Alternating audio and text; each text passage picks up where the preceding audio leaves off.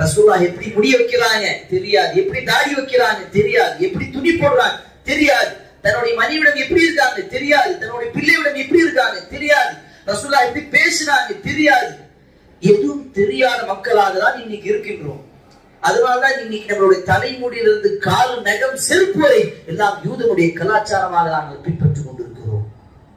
அல்லாஹ்வுடைய தூதர் அவ்வளவு எச்சரிக்கையாக சொன்னார்கள், லஅனல்லாஹுல் யஹூத வன் நஸாரா, அல்லாஹ்வுடைய சாவு உண்டாகட்டும் அந்த யூதர்கள் கிறிஸ்தவர்கள் மீது.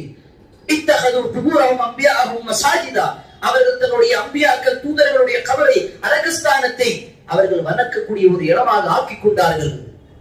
நீங்களும் அதே போன்று ஆகிவிடாதீர்கள் என்று அல்லாஹ்வுடைய தூதர் கடைசி நேரம் வரை எச்சரித்தார்கள். கடைசி நேரம் வரை சொன்னார்கள், நீங்கள் யூதர்களுடைய கலாச்சாரத்தை, யூதர்களை முற்றிலும் அப்படியே பின்பற்றுவீர்கள், அவர்களுடைய கால் அடிச்சவரை கூட நீங்கள் அப்படியே பின்பற்றுவீர்கள், முன்னோர்கள் செய்த பாவங்களை நீங்களும் அப்படியே அந்த பாவத்தை செய்து கொண்டே இருப்பீர்கள் என்று அல்லாஹ்வுடைய தூதர் அவ்வளவு எச்சரிக்கையாக சொன்னார்கள். அப்படி இருக்கக்கூடாது. உங்களில் சிறந்தவர்கள் நீங்கள் வெற்றிக்கான ஒரு வழியை காண்பிக்க வேண்டும் என்று சொன்னால் ரசூலுல்லாஹ்வுடைய சுன்னாவை பின்பற்றுங்கள். அதனால்தான் சஹாபாக்களுக்கு யாராவது ஒருவர் ரசூலுல்லாஹ்வுடைய சுன்னாவை விட்டால் போதும் அவர்களுக்கு கோபம் வரும். அப்துல்லாஹ் இப்னு உமர் ரலியல்லாஹு அன்ஹு அவர்கள் சொல்லுகிறார்கள், ரசூலுல்லாஹ்வுடைய சுன்னாவின் மீது அவ்வளவு பாசம், அவ்வளவு நேசம் கொண்டிருக்கக்கூடிய ஒரு மனிதர் தான் அப்துல்லாஹ் இப்னு உமர் ரலியல்லாஹு அன்ஹு அவர்கள். அவர் சொல்லுகிறார், யாராவது ஒரு மனிதன் அல்லாஹ்வுடைய தூதர் ஸல்லல்லாஹு அலைஹி வஸல்லம் தொழுகையில் எப்படி ரஃபுஇயதை செய்தார்களோ அதே அந்த ரஃபுஇயதை செய்யவில்லை என்று சொன்னால் நான் பின்னாடியிலிருந்து கல்ல தூக்கி அடிச்சிருவேன். அவ்வளவு எச்சரிக்கையாக சொன்னார்கள்.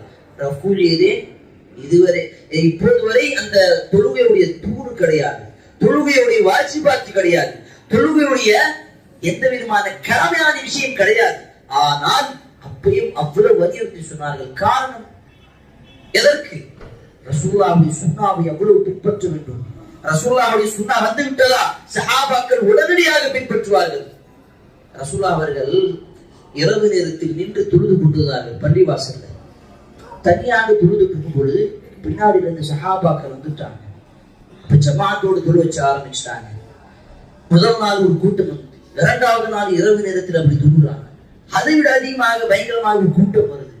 மூன்றாவது நாள் தொழுகிறாங்க, அதை விட இன்னும் பயங்கரமாக ஒரு கூட்டம் வருது. அதற்கு பிறகு ரசூலுல்லாஹ் தன்னுடைய வீட்டிலே தொழுது கொண்டார்கள், பள்ளிவாசலுக்கு வரவில்லை.